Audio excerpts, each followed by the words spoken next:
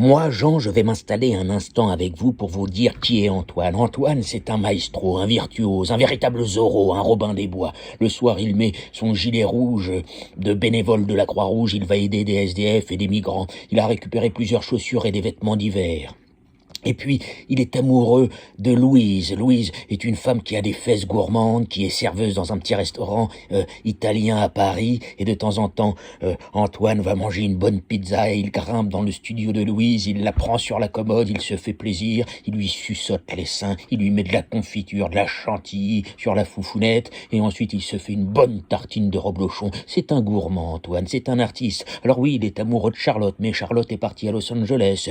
Elle a commencé une carrière oui, elle tourne dans des films de super-héros, elle a une combinaison en latex, de temps en temps elle est en string, elle a une scène de striptease pour pouvoir... Et oui, parce que sinon les gens ne vont pas au cinéma. Donc pour attirer le public, Charlotte s'est mise à faire un striptease où elle suce une banane, elle la suce, elle la croque, elle la dévore, elle prend un magnum, elle le croque, elle le suce, elle commence à avoir une crise d'orgasme et on la voit sur un matelas en train de taper ses fesses et elle se prend un ressort dans le cul. Et alors là, elle a très mal. Quand elle se prend son ressort dans le cul, elle est obligée d'aller voir le proctologue qui s'appelle Daniel. Daniel est un proctologue qui vit à Los Angeles, il s'occupe de l'anus des stars, et puis malheureusement, en ce moment, il y a eu une contamination, c'est-à-dire que les stars se sont mis à boire du jus pomme bio, mais un enfoiré, un terroriste a mis un microbe dans tout, il a aspergé toutes les pommes d'un microbe terrible qui donne un cancer de l'anus, donc du coup il va falloir trouver super proctologue, super Daniel va devoir sauver tout Los Angeles. Alors ils ont tous un cancer au cul, donc c'est un petit peu compliqué,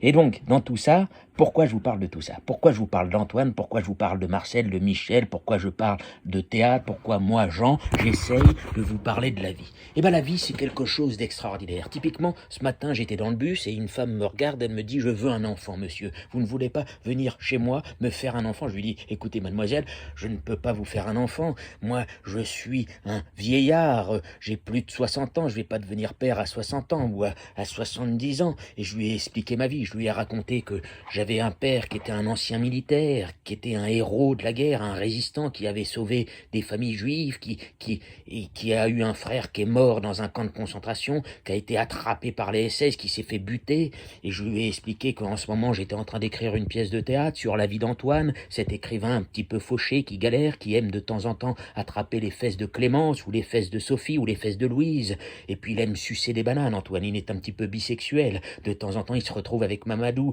dans des clubs échangistes, dans des caves parisiennes, il se fait fouetter la rondelle, enfin il se fait plaisir, et puis de temps en temps Antoine, il rêve de quoi? Je vais vous dire de quoi il rêve d'avoir un robot qui lui prépare son petit déjeuner le matin et qui lui prépare des bons gnocchis aux 4 fromages le midi.